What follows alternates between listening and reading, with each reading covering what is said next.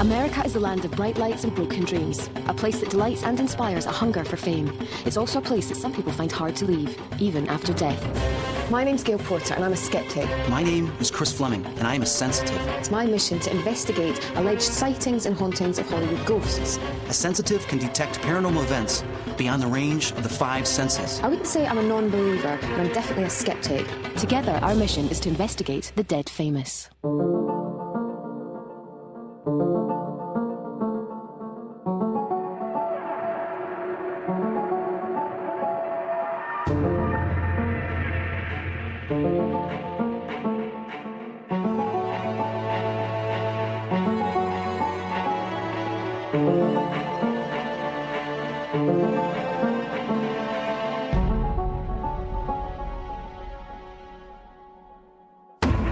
James Dean is one of the most idolised screen stars of all time, a man who became an icon of American culture in a spectacularly brief career.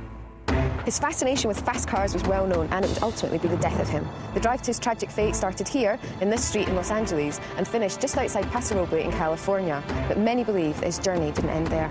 Along with Marilyn and Elvis, James Dean was one of the most famous celebrity ghosts, reappearing in many forms and guises all across America. James Dean lived fast and died young. At 5:59 on September the 30th, 1955, Dean's Porsche Spider collided with another vehicle at the intersection of highways 46 and 41. He was 24 years old. His image lives on, but does his spirit? Our journey would retrace his drive of that final fateful day, but would the brevity of his life and the violent nature of his death prove too much for our emotions as we endeavour to find his spirit? What? Why are you bringing me here? Don't do that, stop being weird. Dean hit Hollywood in 1951. This famous rebel without a cause became a giant after just 3 films. It took Jimmy Dean just 4 years to become a huge star, but before he became a star, he was dead. On screen, Dean proved to be an enigmatic, brooding character. His trademark was the rebel with the vulnerable side. But who was the real James Dean? Who was the man that so many loved, yet lost? I began my investigation by tracking down one of his close friends in Hollywood, the actress Mila Nurmi. Most famously known as Vampira, Mila was a huge cult figure as a host of a popular late-night horror movie show. But she was proving to be a hard woman to track down. I'd sent Chris to Studio City in North Hollywood to speak to the actress Elizabeth Dizzy Sheridan. She's best known for her role as Jerry Seinfeld's mother in the eponymous comedy series, but in the early 50s, Dizzy had a passionate yet ultimately ill-fated romance with the young James Dean. Jimmy and Dizzy met one rainy afternoon in Manhattan. Dean was there in search of Broadway stardom. Dizzy was an aspiring dancer. They lived together and were even engaged to be married. You wrote a book here called Dizzy and Jimmy. Yes, I did. With a life with James Dean, so obviously you got closer to him than most people would. What was he like as a man? I never knew him as a man. I knew him as a boy trying to be a man. Why do you think James Dean's memory and his image is so enduring and relevant today? I laugh, because my take on it was, I tell you, he was blind as a bat, and he always looked so... And I think if he wore glasses and he looked more in charge of himself, people wouldn't be so lonely for him all the time. Oh, that poor boy. It was believed that James would have this life living fast, dying young type attitude. Do you think he was obsessed at all with death? Like living on the edge? That is such bullshit. Really? Yes. He wasn't suicidal. I mean, he wasn't obsessed with driving, but when he drove fast. And it didn't bother me because so did I. Where were you, and how did you feel when you first heard about his tragic death? I was getting drunk on a beach in the St. Thomas in the island of Virgin Islands. And I was devastated. How do you think people felt that he died? It's tragic. It is a tragic story. He died so young, and people were reaching out for him, and all of a sudden he was gone, and people never get over that. Mm-hmm. Tell me, how have you felt his presence? You still sense that he's around? I get the feeling that every once in a while he's taking care of me, or he's laughing like hell. Like today. I mean, I'm sure he's sitting somewhere just on the edge of a cloud, his feet dangling, and he's smoking a cigarette and just laughing. If Jimmy was still around today, what do you think he'd be doing? Like I said, I wonder if he'd have any hair. Across town, I'd finally found Vampira in an LA restaurant. While she looked different to her infamous gothic image of the 50s, her eccentric spirit was still evident. James and Vampira were kindred spirits, and their connection lasted beyond his death. What was it about Jimmy Dean that attracted you to him? He's a spirit reborn. Many of us are, not here for the first time. He was an old soul. And I think maybe they put a few people in the same package, a few spirits. Really? And how long were you friends for? Oh, I think it was about 17 months. Well, still, I guess. And where were you when you found out about the crash? Oh, I was at home and the phone rang. And my friend now phoned and said, have you heard the news? And I said, what news? And he said, he's dead. Did he know that he was going to die young? Well, we were walking on Hollywood Boulevard in early September 1955. And it said, extra, extra, and the extra said, Robert Francis is killed in a plane crash. And Jimmy said, that's the second one. They happen in threes. I'm next. And he was next. People that were closest to Jimmy, almost all of them nearly died immediately afterward. Their lives were, I had like 2 or 3 serious accidents, weird, strange, unnatural. Well, we're driving along on this lovely sunny day, exquisite sky, and Jimmy was not yet buried, but he was dead. And I said to my friend, John, who was driving, Jimmy is up there with God, or hit in the rear like that, and skidded into broadside into the oncoming traffic. And nothing hit us, surprisingly.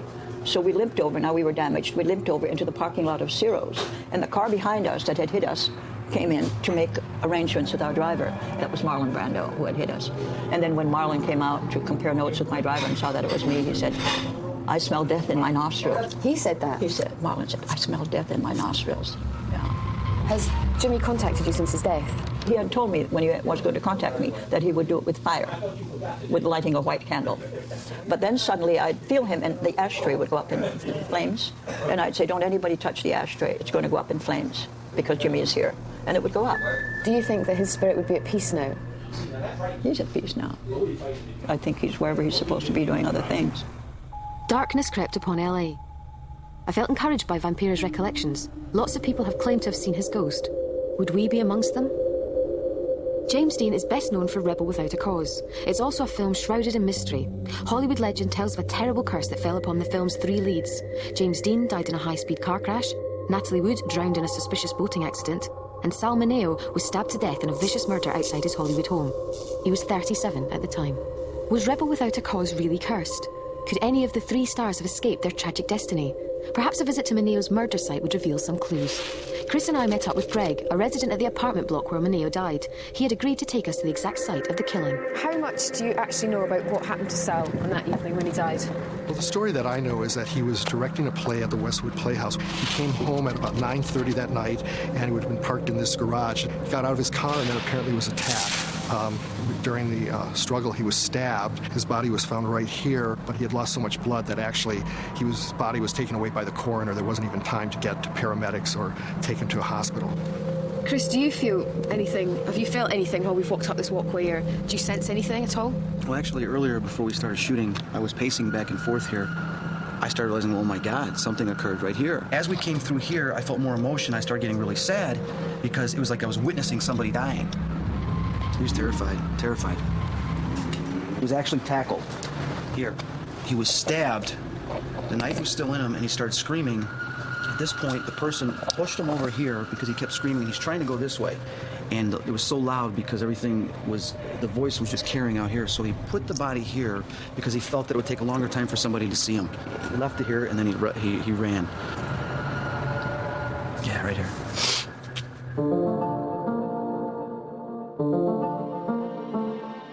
Chris seemed unable to deal with whatever emotions this sight brought up. Hours later, unable to sleep, he found himself randomly wandering the streets of LA. He seemed confused. What thoughts were tormenting him, and what connection did they have to our search for the spirit of James Dean? James, where are you bringing him? Chris felt drawn to Sunset Boulevard and the Viper Room. What? Why are you bringing me here? This is the place where River Phoenix died. Man, I just feel so sick. Could Chris have been tuning into more than just the energy of the original James Dean? Was his spirit trying to help Chris make a connection between those who lived fast and died young? This is not what I expected him to show me. This is not nice. I don't need to feel this sick. Whatever it was, he couldn't take any more. Chris had found our first day difficult, so how would he feel on the journey in the days ahead? Would the recreation of a trip that would wipe out one of the world's brightest stars prove even more difficult to take? Don't do that. Stop being weird. The sun was slow to rise in the Los Angeles morning sky. We were about to retrace Dean's last journey on that fateful day in September 1955. Our quest? To see if his spirit lives on. James Dean's last day is rumoured to have begun with brunch here at the Farmers Market, a favourite hangout for the young star. Chris and I started the day with the same breakfast Dean is believed to have had. Coffee? But this is where James came on his, for his breakfast the morning of the race. Before we talk about James, I want to know a bit more about last night. What happened? Well, I didn't sleep too well, but it's really hard when you get these emotions and these feelings of witnessing a death and playing it over, and you have to separate it from your own emotions. So it takes me a little while to kind of calm down. It was very interesting last night, but this is going to be much more interesting. We're actually going to take the route that James took before he crashed his car. So I'm going to actually draw you a little map of the whole journey. So obviously he started here in LA. He left sometime in the morning and then he headed off. He actually got stopped on his journey, and he got stopped in Cairns County, and he got stopped, ironically enough, for speeding. The next time he stopped wasn't for quite a while, and that was at Blackwell's Corner. And basically that was just a refreshment stop. He stopped, had a Coke, had something to eat, and he actually bumped into a couple of friends of his who were also on the way to the same race that he was in. So he got back into his car, and his journey carried on for approximately about an hour or so, until his crash just outside Paso Roble, and that was at 5:59. He died there? Yeah. Okay. So that's it. That's your road trip. You know how to get there? I just drew him up. Okay. Show me the way. Before Dean left for the race in North California, he rendezvoused with his mechanic, Rolf Witherich, at Competition Motors on Vine Street. It was there that he picked up the vehicle that would drive him to his death, the now notorious Porsche Spider. So, Gail, where have you taken me to? Well, this is actually where James started his fateful journey. This used to be like a mechanical shop. It was called Competition Motors, and he came here to pick up his Porsche about 7:45 in the morning on the day he died. Trying to take a wee look? Sure. Looks like it's changed a bit. Yeah, it has a bit. Come on then.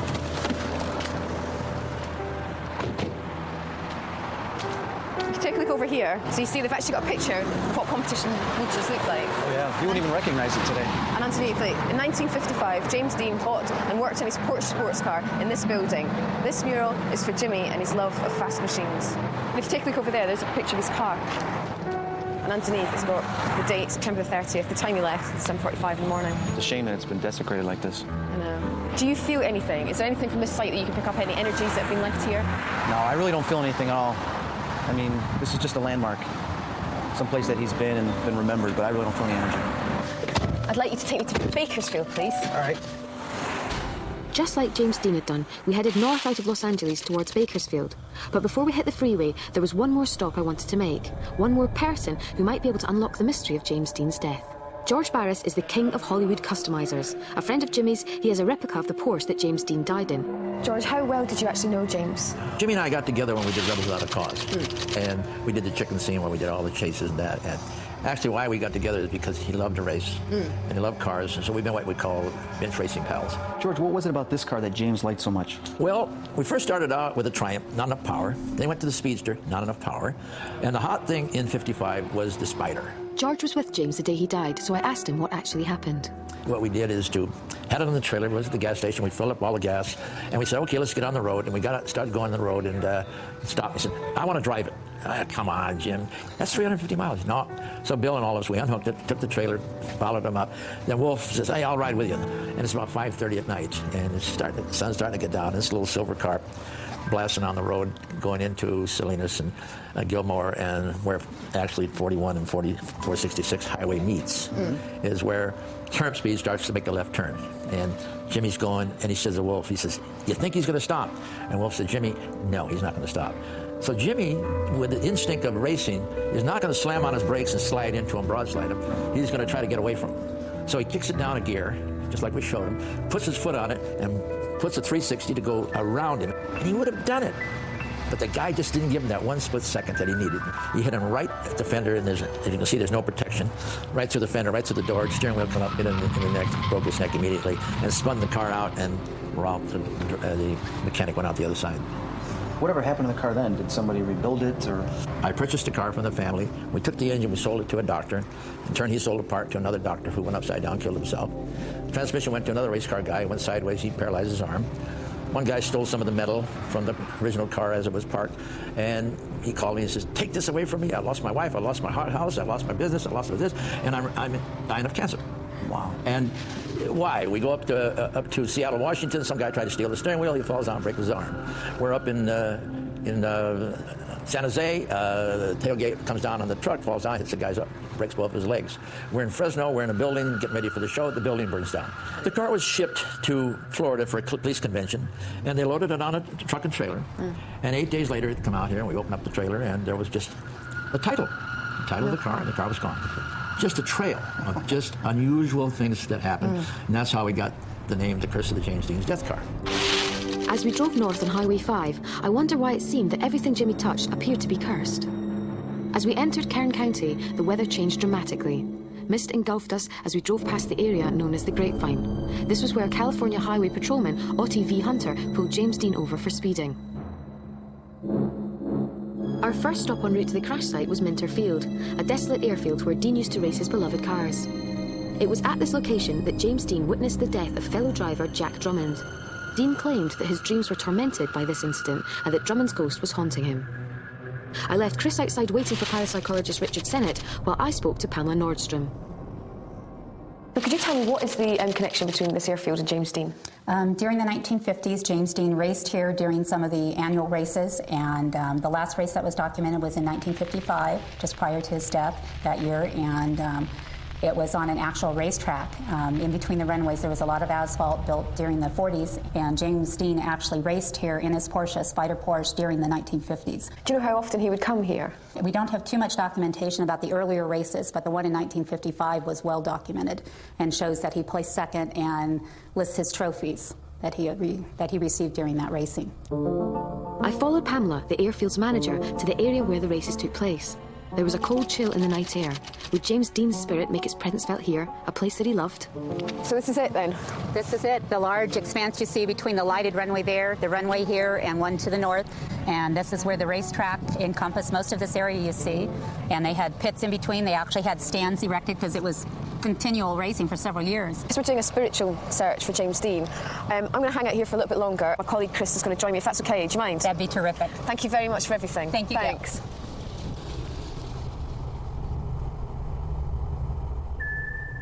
I waited alone for Chris and Richard to join me.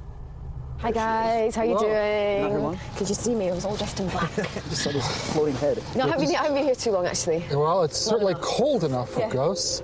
Do you think this is a good place for us to come and have a look for the spirits? I think it's ideal. It's a great place to start your search for the ghost of James Dean. He lived for that rush. Yeah. And driving at 100 miles an hour on a track where danger was just a jerk of the wheel away is something that had him in its spell. And he became addicted to it. Remember, a lot of people raced here.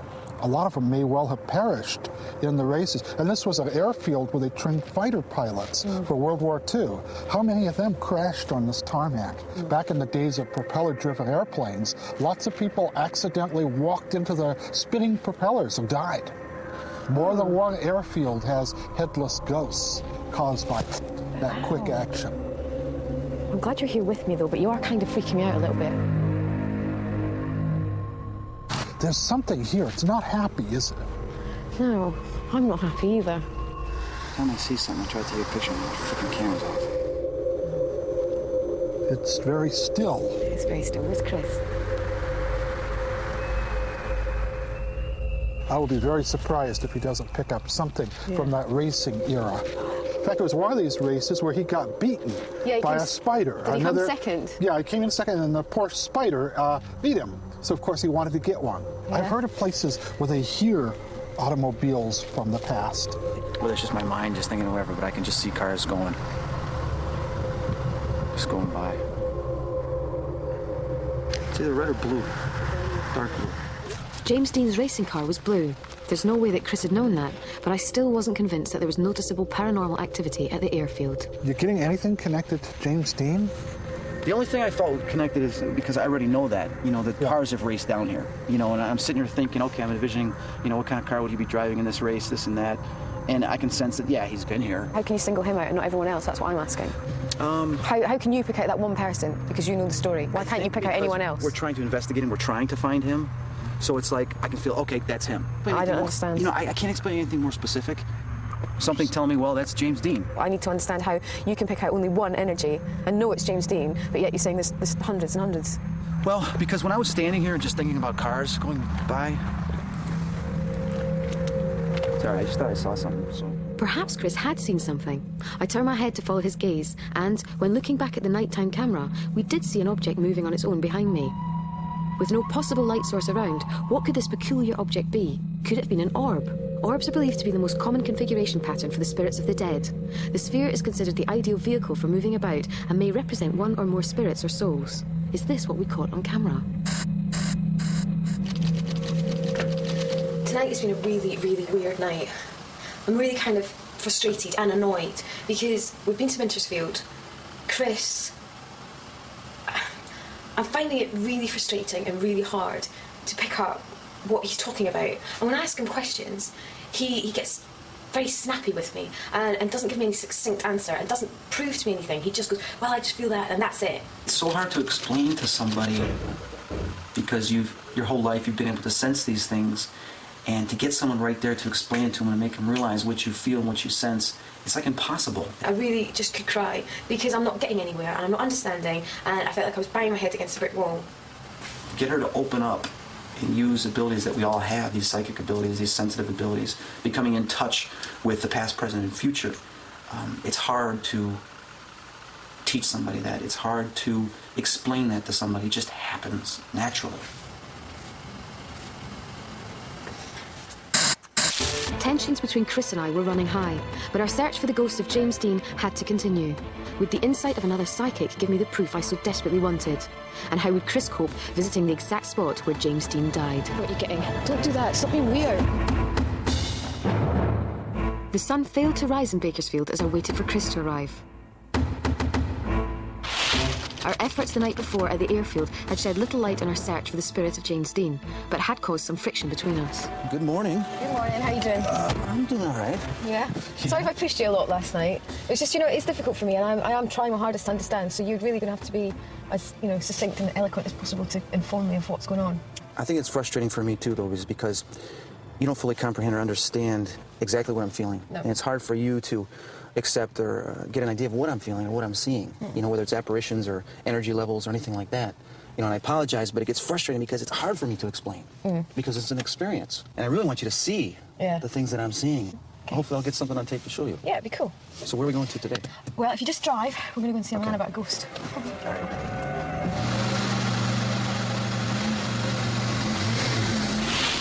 I wanted to call in on Warren Beath, an author who had written 2 books on James Dean and who claimed to have seen his ghost himself. When you wrote a book about the death of James Dean, what was it that inspired you to write it? At an early age, I identified with his character and the person that was depicted on the screen, and found his image, luminous, and it seemed to speak to me for some reason. And my father had been on was a highway patrolman. He'd been on the pistol team with the policeman who gave him a ticket that day, so I felt there was that sort of connection. But I enjoyed the films and felt sort of an identification. Now, that site is supposed to be quite active, and as you say, you've had an experience there yourself. Can you talk us through what exactly happened to you? On a day that was extraordinarily foggy, I turned onto a road. I saw something from the corner of my eye, and I believed it was a hitchhiker. And it was a figure. It was a blonde figure in a red jacket. And we passed, and then I suspected that it was someone, a fan that had come out, because occasionally they'll come in replica cars or in that type of dress. And I was interested in talking to him, and slowed slightly, and looked, and it was James Dean. I thought that's what, but immediately the other thought, it can't be, and I had a sighting. It's startling. We left Warren and headed west on the 46 towards Paso Roble. This was also the road in which Hitchcock filmed the classic crop dusting sequence in North by Northwest, a road that has taken many lives. James Dean's last stop before the fatal crash was at Blackwell's Corner, in his day a small cafe, but now a larger convenience store. We were due to meet Richard Sennett and his wife Debbie, a psychic, to see if we could pick up any scent of the spirit of Dean.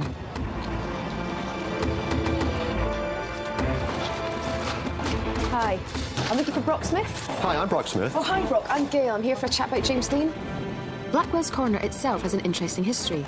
Its last owners had been wiped out years previously in a mysterious fire that swept through the store. 11 people died. Had the curse of James Dean extended to here?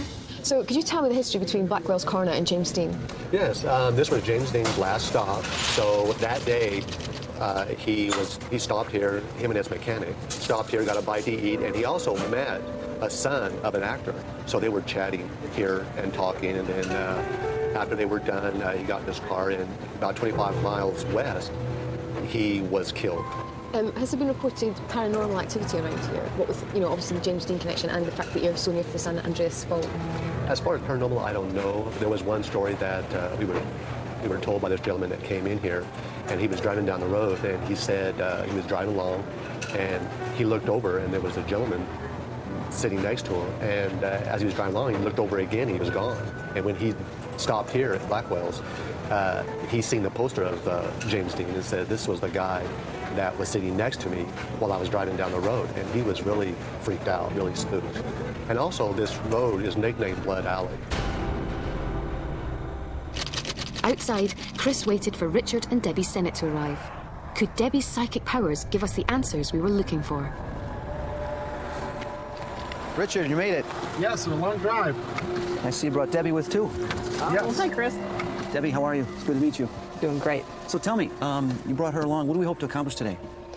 Well, I'm hoping to do some psychometry today. And I know that psychometry isn't normally done with objects, but I'm able to go to a site and be able to pick up the feelings and the emotions. Sometimes I can pick up still pictures, and other times I can pick up like moving pictures. And it's real frustrating with the moving pictures because it's like walking into the middle of a really good movie, and I don't see the beginning and I don't see the end. I just kind of walk in the middle of it.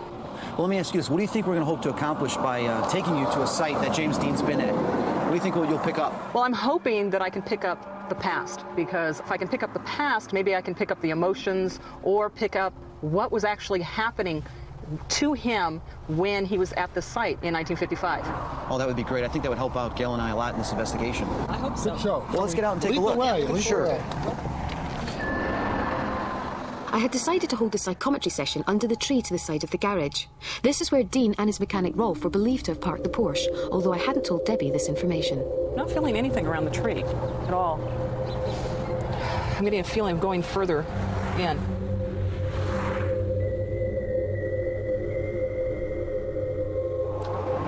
Okay, wait a minute. Okay, I'm actually getting something here.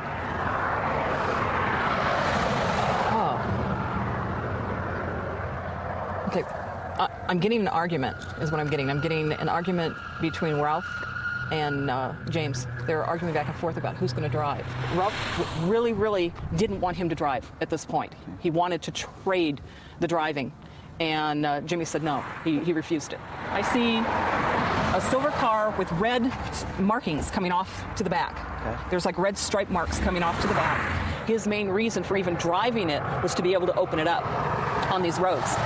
That was his main reason. It wasn't because practice or anything. He just wanted to open that car up, and he felt that this was the best route for him to be able to open the car up. Ralph himself was like, okay, you got a ticket, you're tired, you've got a headache, you're not feeling well, let me take over. And James, he just walks away, and Ralph was very disgusted. And finally it was just like, okay, fine, you go ahead and continue driving. This is new information, the idea that they were arguing. I don't think I've ever heard that before. Debbie's insight into an alleged argument between Dean and his mechanic was interesting. Could that have explained why he sped off so quickly? Had that argument been the final link in the chain that would lead to his death? We needed to move on. I wanted to reach the crash site at the exact time Jimmy had. As the sun set sleepily over the mountains, would Chris feel what James Dean had felt at the moment of impact? What is it? Don't do that. Stop being weird. Mom said. Chris and I had reached the final leg of our journey to find the spirit of James Dean. We'd heard many stories of strange paranormal events connected to him, but we had found little evidence to suggest that Jimmy was still around. If he wasn't giving us any signs. Yet. I hoped the sight of James Dean's death would bring us some results. I'd arranged to meet Jack Lawrence, a Dean enthusiast who owned an exact replica of the poor spider Jimmy had died in. That's a very impressive car. Although I must admit, it's slightly morbid to have a copy of the car that James Dean died in, don't you think? It is. I'm a bit morbid. When I finally acquired one about 4 years ago, everybody would say that's just like James Dean's car, and I kind of pointed out the things that were different, and I got tired of pointing out the things that were different, and now I point out the things that are identical. You must have been quite a big fan of his to do this. What was it about James Dean that appealed to you? Well, I just think that life is a very frail thing, and you can be taken out at 24, and everybody should live life to the fullest, and I think this car represents that. Now, I know that his car was supposed to be cursed. There is somewhat of a curse, and I have a paint chip from his car, and I kind of drive around with it as kind of a little reminder to keep the speed down a little bit, because if that paint chip is cursed, then it just reminds me to be careful.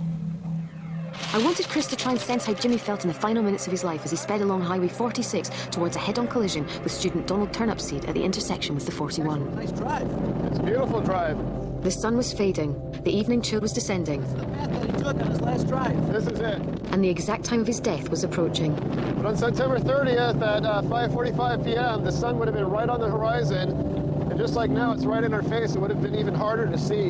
Yeah, I can see how that sun kind of blinds you. Yeah, definitely. Somewhat of a mirage under certain lighting conditions. It makes it very difficult to see. That's why this is a turn on your headlight section of the freeway. Okay. Just a little bit extra step for safety. It goes a long ways. Did he have his headlights on or not? He did not have his headlights on. This is State Route 41 we're coming up on, which veers off to our right. Donald Turnipseed was taking a left. He was able to see the car behind James Dean, but he wasn't able to see James Dean's car until it was too late. Donald Turnipseed would have been right here, turning left in front of us in the Y part of the intersection right here, and just didn't see James Dean on time. He perished on the side of the road right here on the right. There he goes. Yeah. I feel a little guilty going west from this point on every time. So what exactly happened at this spot? We believe that this is the very place where James Dean's car, his Spider, finally came to rest. Right here on this site is where he passed away. His little car went spinning end over end and ended up right here against a telephone pole that used to be here. They say that he broke his neck. Almost every bone in his body was shattered by the collision. And there's been supposed sightings, isn't there, around here? Right. Remarkably, people have heard on nights when fog covers this whole area, they hear the screeching tires, the smashing sounds of the two cars coming together. People have actually seen James Dean's figure walking, hitchhiking down this very road late at night. Some say they see blood all over his face. So how did you get on in the car? Did you feel anything at all? No, it was fun. I was like, it was just so open, so free, just driving, you know. But I didn't feel safe in it, though. It's like being in a little cardboard box. Yeah, it doesn't look like a safe car. Did you get any paranormal feelings? No, I didn't feel really anything that was mysterious. It was more like just freedom. It's like not a care in the world. Mm. Well, I had a chat with Richard and Debbie, and Debbie took me to the part where she actually thought James Dean died at. And I gave her a tiny little piece of the paintwork from the original car. Well, she felt like, you know, she felt that he knew he was going to die after the crash. She felt like he didn't die right away. He didn't? She thinks it was a couple of minutes, which is quite weird, because we've heard different stories on that one. Yeah, George said that the steering wheel went up into his neck, into his throat, and he died instantly. Yeah. So it would be quite interesting to see what you think. Do you want to go and have a look since it's dark now? Yeah, let me see if I can pick anything up. Okay.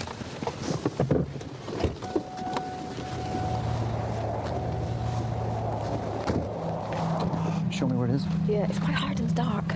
It was around here. Yeah, in fact it was, because I remember that hole. And she reckoned he died right here. She thinks right here is where he died. Yeah. I don't like it when the cars don't pass. There's also been stories of his ghost wandering up and down the highway, but all covered in blood and stuff. Are you getting anything from this spot? No. Do you want to take a walk up to where he crashed? Yeah, because I'm not getting anything here. I want to see where he hit. What happened to the passenger, his mechanic? He got thrown out. Okay, but he survived. He survived because there was an ambulance just up the road. And just by coincidence, and the ambulance came down. I think he broke his collarbone, and he was quite badly injured, but he survived. You know where at all that the guy was thrown to, where he landed? No. Because, I mean, because right now I'm just feeling like someone's just yelling, James. Oh, God, James. Hang on.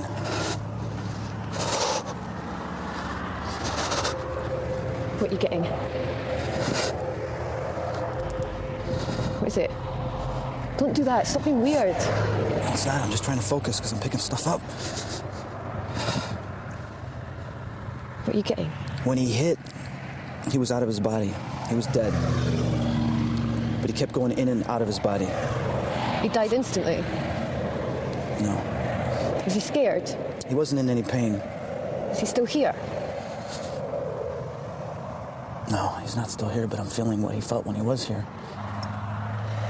when he was out of his body, he was just looking at himself going, curious, like, that's me? That was me? He was watching himself? He was watching himself, yeah, in the accident.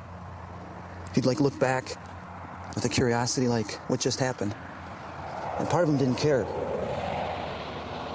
Do you think he does haunt here? Do you think he would have haunted here? Or do you think that's... I think for a little while he was here out of curiosity, because it was the last thing he remembers when he was alive. But I think he wanted to be free. And I guess, you know, it's funny because when I was interviewing Lizzie, she said that he was always upset and depressed because his mom died. And I think now, standing here, I can see what she was saying, that he had a morbid curiosity about death. And to him, it was a sense of freedom. And I think that's why he lived on the edge.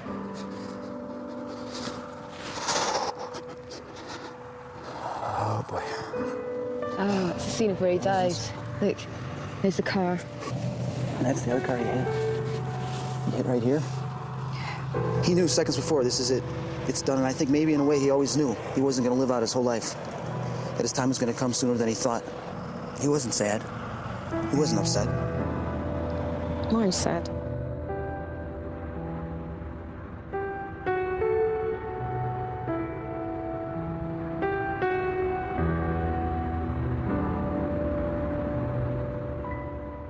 The next morning, and our sadness was yet to lift, Chris and I stopped at a diner to discuss if our search for the spirit of James Dean had been successful. What do you think that we've got out of, you know, this quest for looking for James Dean's spirit? How do you feel? I think it was interesting. I mean, I learned a lot about James. You know, being a rebel, his need for speed, pretty much what everybody was saying, but it was nice to get closer to identifying his character. I definitely think that I've learned a lot. I didn't feel anything, I didn't find his spirit, but I definitely think that from interviewing everyone, I think he's a lot more complex than what we were led to believe. Well, let me ask you this. When we were at the crash site, what did you feel? I mean, did you feel that he was at peace there? No, I didn't feel anything there, but I felt really sad when I saw the picture and knowing what happened, and knowing that it's such a young actor, and that we're never going to know what he could have become. He could have become, like, the greatest actor we've ever known, or he could have become, like, a fat Elvis dying on a toilet, you know. I didn't feel his presence as if he continues to visit that place. You know, I think he's still around, but he doesn't stay there. So I think he's at peace now. But what do you mean by peace, though? Well, I don't think he's around anymore. I don't think he comes down here anymore. I think he's somewhere else that none of us can get to him. My last thing for you, ironically enough, 13 days before James Dean died, he filmed a safety commercial for the National Highway Safety Commission, and he stood, and his last lines to camera were, "Take it easy, because the life that you saved could be mine." Bizarre, isn't it?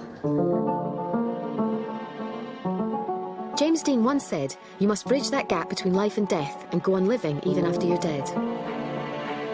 With that encouragement in mind, we set off on our next investigation.